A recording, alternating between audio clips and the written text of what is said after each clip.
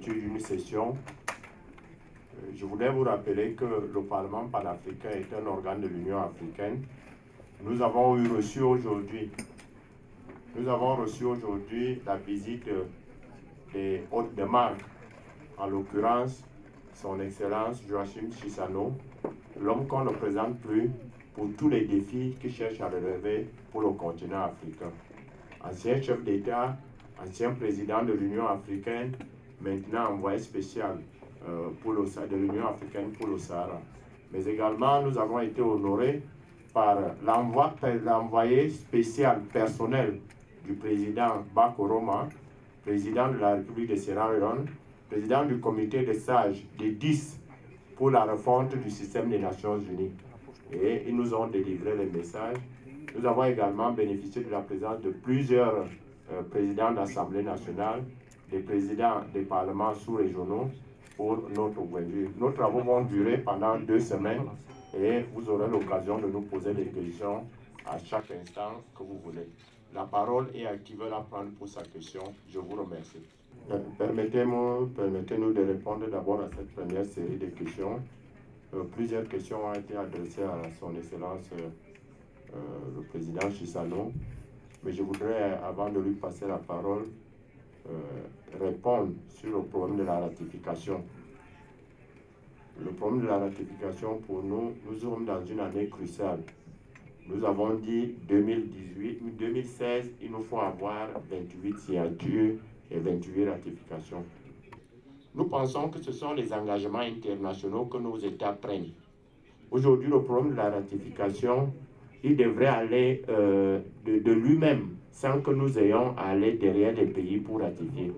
Mais toutefois, nous avons engagé au niveau du Parlement, et avec le concours de leurs excellences, le président Chissano, et des pays qui donnent déjà l'exemple. Nous vous avons dit qu'il y a le Mali qui a ratifié en janvier, le même janvier que le janvier qui suivait de la même année, le Mali avait ratifié et avait déjà déposé les instruments juridiques. La Sierra Leone vient de donner le ton. Nous voulons donc compter sur les pays qui ont déjà ratifié et sur le père fondateur du Parlement panafricain pour que nous puissions avancer en cette année 2016. Nous sommes encore au premier semestre 2016. Nous avons 10 signatures, 3 ratifications. Nous pensons que si le travail est fait, en deuxième semestre, nous pouvons atteindre les 28 signatures. Excellent, Monsieur le Président, vous avez la parole pour vos éléments de réponse. Je vous remercie. So I'll proceed with the same question and say that this is not the only one case where the ratification of a treaty or of agreements takes a long time. That's why it's useful for someone to keep on reminding the states, and particularly through the parliamentarians who are here. It's an appropriate place to remind the countries, because the process of ratification are different in each country, and they may take more time in some countries, more than in the others. We did not yet find any reason of change of position by countries. I think that what they have accepted in Malabo, they have accepted, and but the process. Now, what we're saying is that it's urgent, because before us we have an agenda.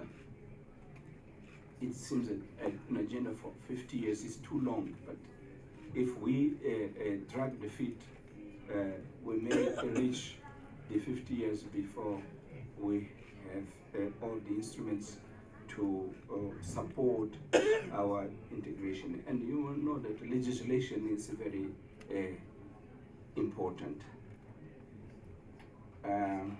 So I hope that this call and the other calls which will continue to come from different corners of the continent will bring desired fruits. I think it's something which one don't have to discuss about the merit of the referendum, because it was agreed by all the parties involved. Morocco, Front Polisario, the African Union, the United Nations, and everybody, and the Security Council. It's a decision, and in Western Sahara there is a MINURSO, which main object is the organization of the referendum. Because the people of Sahara must be heard. The referendum is a question, or questions which are going to be put to the people of Western Sahara, whether they want integration with Morocco or they want full independence. And in the case that they want integration with Morocco, they want an autonomy, spatial autonomy, and so on. So all these questions are valid in the referendum. But what is important is to have these people of Western Sahara to say this a word. I cannot see any other democratic way of reaching this purpose. It's just to give the chance to the people to say yes. And I think that all would gain, and Morocco would gain a lot, if the decision taken is based on something which had the participation of the people of the territory. I cannot see any reason for one to fear the referendum, because each side says that they have the control of the will of the population. They say they know what the population wants. So the Moroccans feel that the population already accepted that they are part of Morocco. So if this is the case, I don't see why Morocco would fear a referendum. If a Polisario feels that the people will say no to integration, and because even I don't know whether Polisario themselves do not want at all integration, but what is necessary is for them to be asked this question and to have a proper answer. I come from Mozambique, and Mozambique was a colony of Portugal, and Portugal denied that it was a colony. They said that it was integral part of Portugal. And I had sometimes the reflection that if Portugal had trapped us with a referendum in 1960 or 62, I'm sure that many of us would have voted to be together with Portugal. We were not mature enough to say no. So the mistake of Portugal is that they gave us a chance to grow up and to learn that we can govern ourselves. And therefore, we took up arms and we won. So if Portugal had done so, they would have much to gain. The Parliament, the Pan-African Parliament, has had many achievements in the terms of the mandate which they had. They have exchanged opinions among themselves. The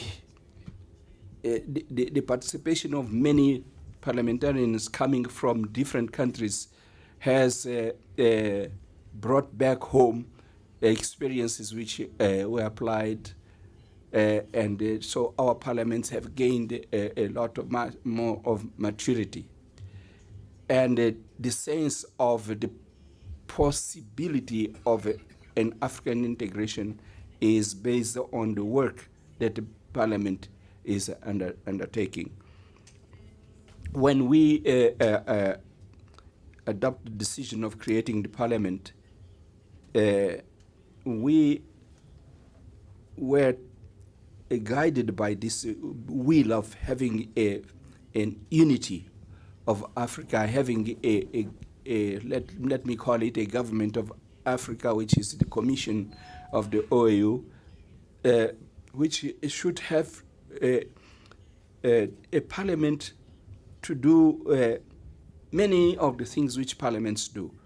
At this time was to advise, to question, and so on. And there is a collaboration between the Commission and the Parliament. What now is necessary is to step forward to have these legislative powers. We believe, indeed, that member states will and may ratify by the end of the year, because much like President Chissano did say, nothing has been presented to us as an obstacle which should prevent member states from ratifying. What we believe is the issue is that these are systems or ratification procedures in various member states that may cause a delay. It might take some time. I know, I've once been member of parliament, and I know of legislations that have taken up to 25 years for ratification. So there's really no political obstacle, as it were. We can say very confidently that we can expect to have all 28 signatures by the end of the year. We're all working hard. All the members of parliament that come here are each working in their various countries, and because even the Sierra Leonean members of parliament took it upon themselves to prioritize. And I invite all MPs to do the same, follow up, put pressure on your governments when they do not seem to be working. Either you work directly with governments or you do lobbying with the Ministry of Foreign Affairs. They are the ones that sign international agreements. So I don't think that there's any ill will. I do think it's achievable. I also want to state that some people think that the Pan-African Parliament will replace national parliaments or regional parliaments. No, that's not the issue. That is not our objective. Our objective is to integrate the African continent. So we